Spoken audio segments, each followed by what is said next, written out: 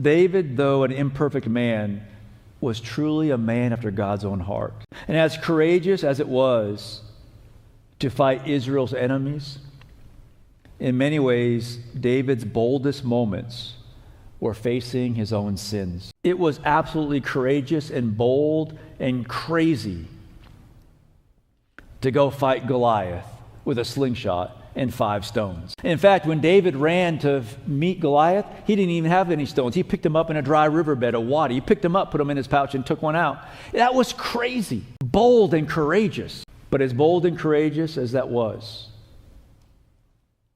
it pales in comparison. Y'all, this is really important. It pales in comparison to the courage David had to face his own heart. In many ways, the most voracious enemy you will ever face is your own heart. The most difficult battle you'll ever face is your own heart. That's why David was a man after God's own heart. David was a warrior, but he wasn't the best.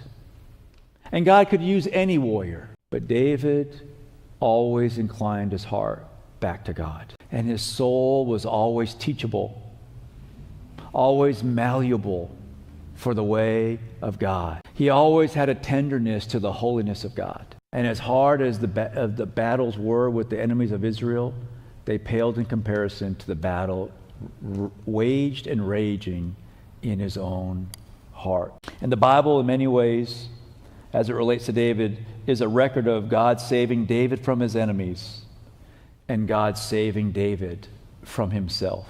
And we see that journey, that glimpse of that journey in Psalm 7 and 1 Samuel 24. God saving David from his enemies and God saving David from himself. Because your heart will lead you astray far more effectively and deeply and profoundly than anyone else's heart. And the Bible then records this moment.